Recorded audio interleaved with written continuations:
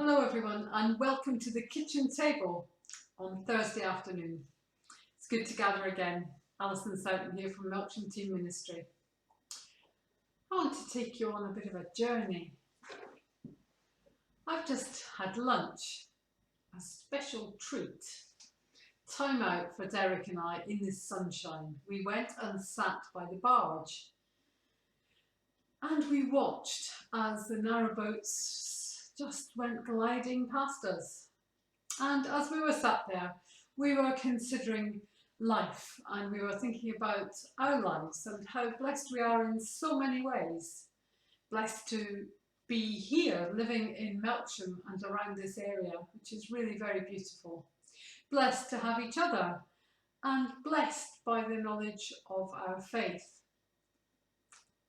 We were thinking about what it was to be on a narrowboat and to go down that straight path. You might just think there's nothing to do. All you can do is go forwards. And yet in the going forward, it's about how you're present within that time. Do you notice what's going on around you as you glide past the pubs and the towpaths and the beautiful branches as they overhang? Do you notice the bird song? Are you aware of the animals rustling in the undergrowth? Of course, going on a narrowboat means that there's hard work sometimes too. Just like on our faith journey, there are times where you have to wind and wind and wind to get the waters to rush in. And it can sometimes feel a bit like that with our own faith journeys. It can feel like we have to open the sluice sheets to get the Holy Spirit back in our lives. Especially after a time like this where we've not been gathering together, we've not been able to feel the warmth of fellowship and the glow of praising together. So do you feel like you need to open your sluice gates and let that water fill, like the Holy Spirit filling your whole being? And when it does, of course, and you are safely in, the water rises, just like the Spirit rises upon us, lifting us higher and higher, so that we reach the point we need to be at.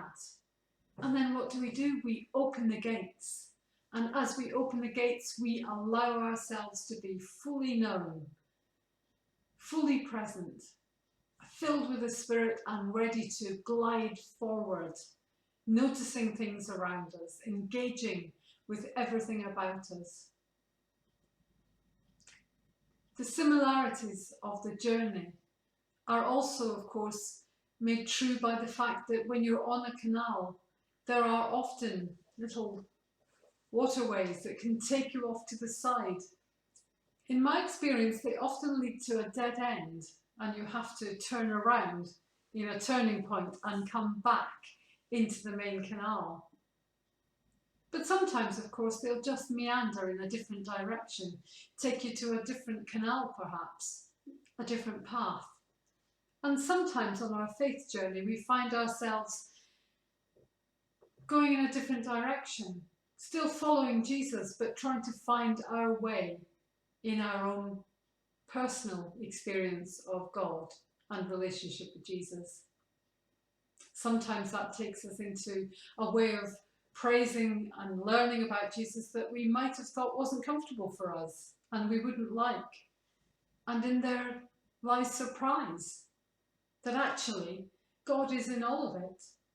And that however we're worshipping, whatever our style that we feel comfortable with, God is in all of those places, meeting us just where we need it, in just the moment we need it. A crazy story of a canal journey and a journey of faith. And yet I have been aware that for many people, this time has been a difficult journey. Some who have felt that they really have maybe stopped in a sidings, just waiting, feeling the water underneath them, but not really going anywhere with their own journey. For other people, it might be a case of stepping onto that journey for the first time, really connecting with something bigger than themselves, beyond the knowledge of themselves and into the knowledge of something greater, a creator. And yet, we're all on the same waterway. Sometimes one's overtaking the other, sometimes being pulled along in the draft of a boat in front, working together. But one thing is sure, is that we do not do that journey on our own. My granda, as I was growing up, was a lockkeeper on the Crinan Canal. It wasn't narrow boats we had there, it was huge, great big boats that would come through, all shapes and sizes. I grew up opening those gates for people, helping them to get through. That's how I used to get my pocket money. I think they call it slave labour nowadays. But it's how I used to get my pocket money, and it's how I used to meet people of all sorts, from the poshest of yachts to the trawlers that were cutting through the Crinan Canal to get to the other side. As I grew up and I learnt about all the things that make a canal work, it was always about having somebody there in charge, the lockkeeper, my granda in the case of Lock 3 in the Crinan Canal. And on the canal that I'm thinking about today, the lockkeeper, of course, is God. He's there, opening up for us, helping us, filling us when we need it, and moving us on, making sure there's not a stalling along the way. A good lockkeeper knows who's coming and who's going. A good lockkeeper takes care of everyone within that canal. And that's just what God does for us, even if we go through tough times, like we have been these last few months. Even when we're not able to join together, God is still there, our lockkeeper, looking after us, making sure that we are steady and safe.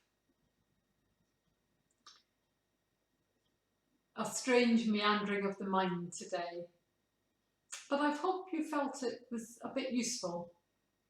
And if you feel like you're stuck in the siding somewhere, waiting for someone to help you to reopen those lock gates, then give me a call and we can talk together, pray together, do whatever.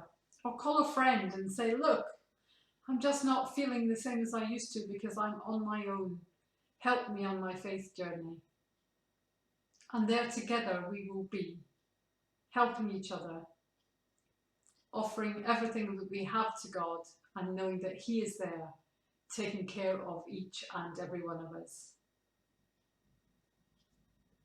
Take care. God bless, and I'll see you tomorrow. Bye for now.